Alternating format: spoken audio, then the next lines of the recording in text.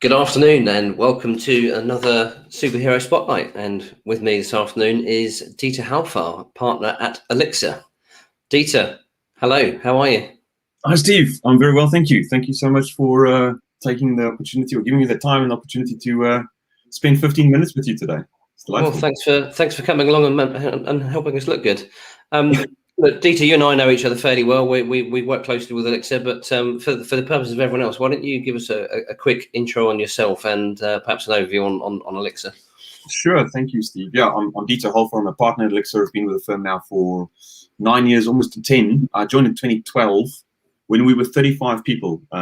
Steve, I joined a startup, and today I'm proud to say that Elixirr is a global consultancy that's listed on the London Stock Exchange on the AIM market. We listed last year, and it's been a hell of a journey, going from a startup to a listed entity.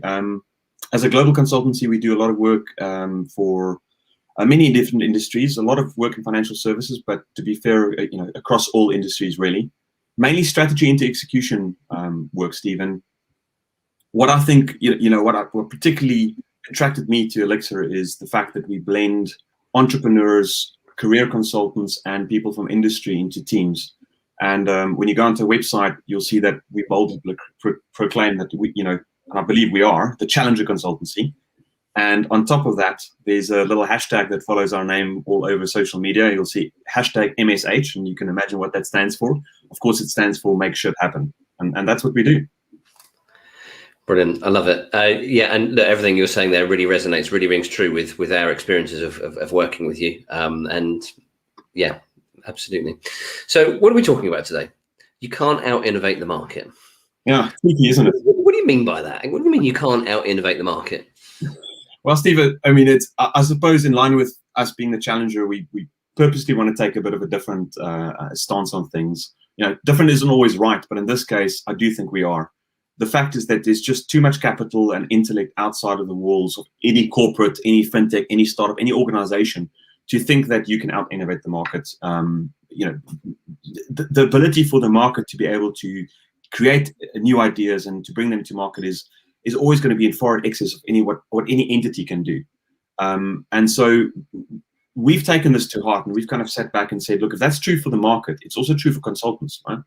There's no consultant that could pretend to know the future state of the market perfectly. I mean, you've got some hypotheses, and you can kind of help your client think through where it might go, but to be definitively right about it is just not possible. So what do?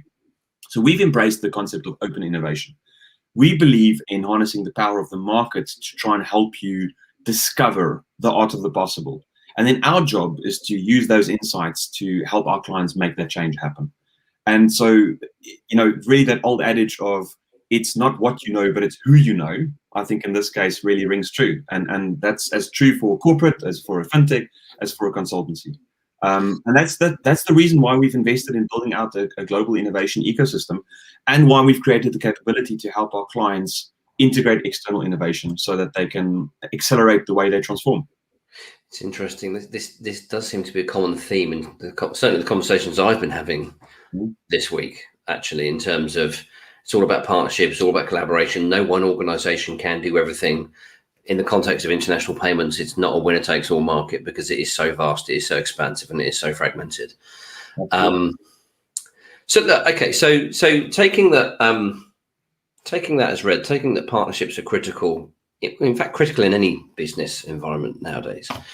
What are the key aspects that you believe are critical for fintechs embracing partnerships and looking to leverage external innovation capabilities and making that happen? Yeah. What's important here? Yeah, it's a good question, because you kind of want to, and for the purpose of this conversation, I'm going to try and kind of talk through some of the concepts that over the last 6 years of being immersed in these networks and working with both startups, scale-ups, and corporate innovators, we've definitely, I've spent some time standing back from the work we do, which I'm not going to go into the detail. I'll talk a little bit about a case study a little bit later, but really thinking through kind of what's common to all of this. When you look at the most successful innovators, whether they are fintechs or corporates, what are kind of the key things that they do well? And through my experience, I've kind of crystallized this into 3 key things. And I'll talk about those key three things. And then I also want to just share at the end of it, if we've got time for our listeners, what I think true innovation is really about. Because there's also, again, another learning, apart from the three things that corporate innovators do well, that many others don't, there's also a mindset around what innovation really is about that I'd like to share. So if I may, I'm just going to go in. Indulge yourself. Okay, so the first point is, I know you're desperate to. Absolutely. I love sharing this. Look, it's not rocket science, but it is interesting because you've really got to think about, do we as organizations do this properly, and do we invest behind this? That's the key thing. Is like, intellectually you can understand it, but do organizations actually go and invest behind this and build out these capabilities purposefully, so with intent? And that's the key difference. So the first thing is that I think we all know that disruption has happened across so many different industries. New technology has created new business models, and technology has been able to allow new entrants into the market, and they've had to compete with existing incumbents, big corporates, and other startups alike. And that's all interesting. But if you really look at it, we think that the core of the issue that big corporates face and that fintechs face, the real war being fought, if there is a war as such, is that big corporates need to learn how to innovate faster than what startups can try and get distribution. And it was really that first kind of insight that made us think, well, if that's true, then, you know, instead of kind of worrying about the threat of disruption, doesn't that point to an opportunity? And the opportunity saying that, you know, corporates are sitting with these massive assets, the brand, the distribution, the customer, and startups, a lot of startups are sitting with technology and capability. Isn't there a way that you can bring these two things together, where fintechs and startups can generate value through distribution, and corporates can generate value through capability? And if you can match these two worlds perfectly, then surely that's the win-win for all. So on the back of that, we kind of started looking at, well, who's doing that well? And from across our clients, a number of our clients were doing this well. And we've kind of been learning from that. And we've been trying to kind of take that and package that in a way and help other clients that haven't yet gotten to that stage do the same. And it comes down to kind of investing in three key things. This ability to kind of leverage external innovation and really be good at partnering requires three things: vision, sapience, and mobility. Now, let me explain what that is. Vision is about the ability to constantly scan the market and to sense and identify threats, new ideas, concepts, and opportunities that organizations can learn from, that organizations can copy, and they can copy them before their competitors can. Every bank in the world had an innovation lab doing just that 5 years ago, didn't they? Exactly. But there's a critical difference, right? Is that a lot of people scan the horizon and they find brilliant ideas, but they don't do the second thing, which is sapience. Now, let me explain what sapience in this context means is the ability to possess wisdom. Let me explain that even further. It's the ability to rapidly distinguish signal from noise. Because there's so much hype out there, there's so much activity in the market. Spotting the activity is one problem statement. It's like, how do I see that before my competitors do? The ability to protect your organization from going down a rabbit hole and investing in an idea that's purely hype is the second very most important thing.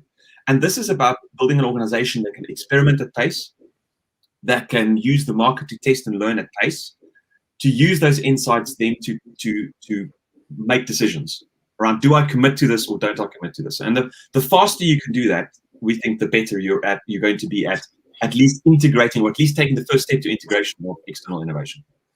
Yeah, that's interesting. And as you know, the incumbents, how do you do that as an incumbent FI?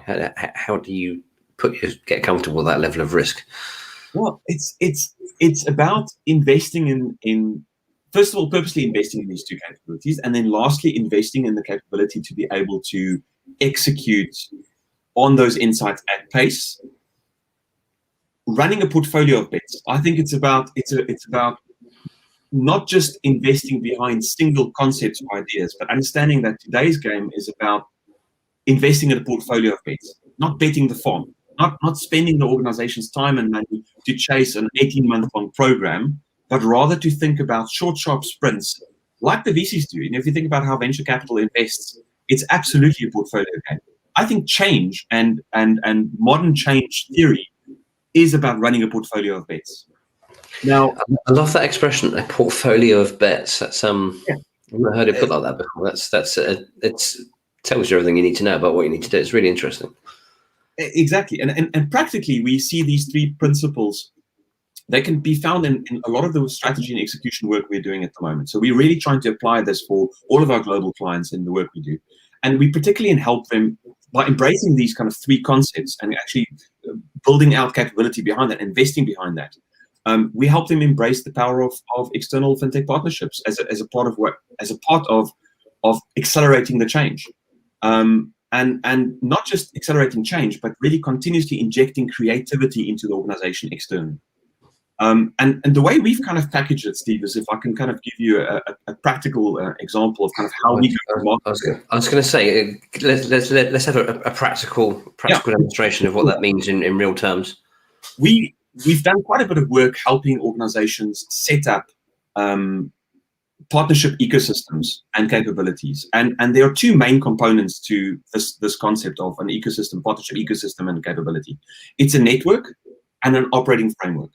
The network is really quite simple. It's about relationships into a broad innovation network, innovation hubs, Silicon Valley, London, Tel Aviv, Shanghai, being connected to thought leaders, disruptors, tech giants, really cultivating deep relationships to understand what's happening in these portfolios at the fringe.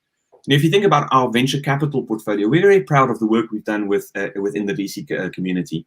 We've been able to establish relationships into VC community that I think very few other consultants have, because we've been able to demonstrate that there's value in connecting corporates with real challenges to startups that are doing really unique things, and brokering those relationships and almost navigating, helping partners navigate their way through complex organizations is something that we're very proud of doing. I mean, it's the work that we've done quite a bit of work with yourselves in that aspect is co-creating solutions, enterprise solutions that I would like to think that those corporates on their own could never do, and that arguably organizations like yourselves, still in the brilliant organizations, Steve, you've built a global organization and a unicorn in itself, but there is something to be said for having somebody like ourselves in that relationship, helping to navigate the complexities of a corporate and going from strategy into execution at pace.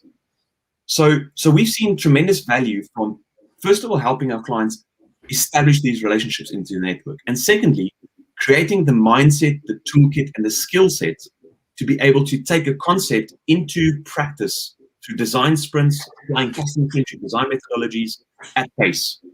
So having been on the other side of the table, seeing the way you do that, it's really impressive and really, really helpful. But one thing that I'd like to talk about is how do you get a big corporate, a big FI, to get past its analysis paralysis? Because as I mentioned earlier, 5 years ago, every major bank in the world had an innovation lab, and none of them really did anything. None of them got anything in the hands of customers, really. Yeah. The output by no means met the input. I think one of my colleagues used to work at an organization used to accuse the banks of innovation theatre. But how do you as an organization, how do you help a corporate or an FI make a decision and just get started? Yeah, that's the thing, because these innovation labs are full of people that genuinely want to do something different and have lots of great ideas, but it's the organizational inertia and inability to make a decision as a hive mind decision. How do you, because that for me is one of the biggest challenges an FI's got, isn't it? It's an absolute challenge. And you're right. And a lot of people go down the route of establishing innovation labs with the idea that this innovation lab is going to transform the organization. And the fact is that many of them have early successes, especially early POCs and quick wins, because there's a lot of energy and momentum behind the initial idea. Truly speaking, kind of some of the most successful clients we've had has learned to strike a balance between building an innovation lab with the intent of disrupting the main organization and this idea of building a new organization. They've been able to balance that concept with the fact that these, innovation theater and labs, whatever you might call it, they need to still have relevance in the main organization for them to be able to survive long term. I think a lot of our clients, the ones that have been successful, have been able to take that portfolio of bets and understand that sometimes it's about what I call kind of doing initially just earning the right, like earning the ticket to the game.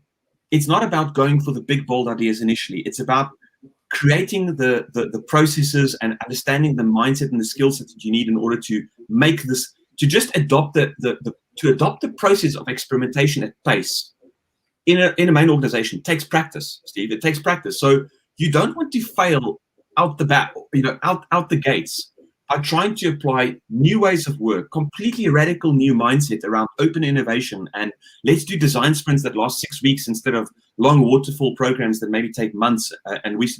Let's experiment in the way that, with low governance and light governance models, with kind of radically different funding models out the bat. You want to earn the right to innovate in an organization, and to me, it's about start small, learn fast, and then scale quickly. And what do I mean with that? For most of the innovation labs and clients we work with, because we do work with both business units, but we also work with these innovation labs, pick a Goldilocks project to start with. Goldilocks. I like, to me, it's not too hot. I have a feeling I'm going to like this one. It's Goldilocks projects. It's not too hot. It's not too cold. If it's too cold, nobody gives a damn about you solving this problem. Right? So you might solve it in the most intelligent way, and you might be super proud. Nobody's going to care. If it's too hot, it's politically too hot to touch, and you're trying to set yourself up for failure from the beginning on. It might be. So you're talking about it's just build yourself some political capital. Build political capital. Demonstrate some success, and then once you've done that, you can take on a bigger, crunchier project. But you still got. I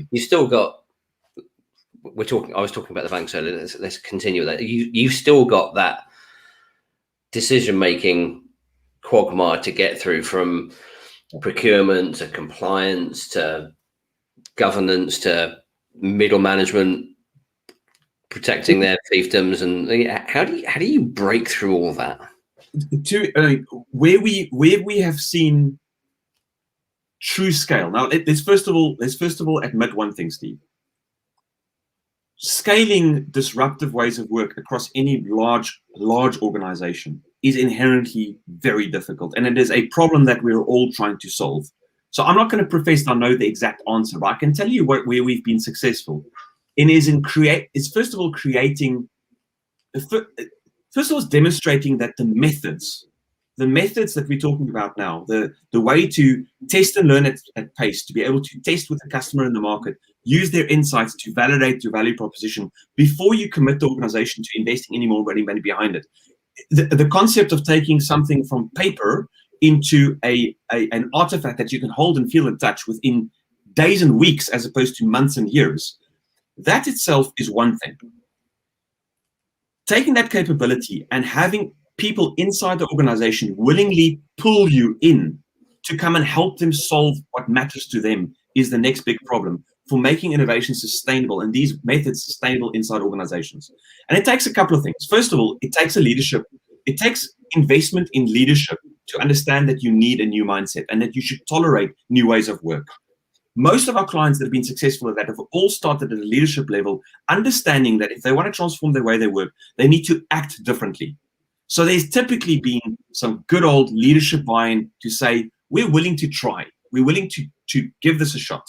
So there's a door that opens up. If you have an environment where the leadership doesn't think that this is the right thing to do, if you're sitting in middle management somewhere, you're trying to push this bottom up without the leadership being ready to accept that you need to change the way you work, you're pretty much stuffed from the beginning. So that's criteria number one. Criteria number two is the portfolio of bets need to be set up to say that a portion of the things that you're going to be working on must matter to the main organization.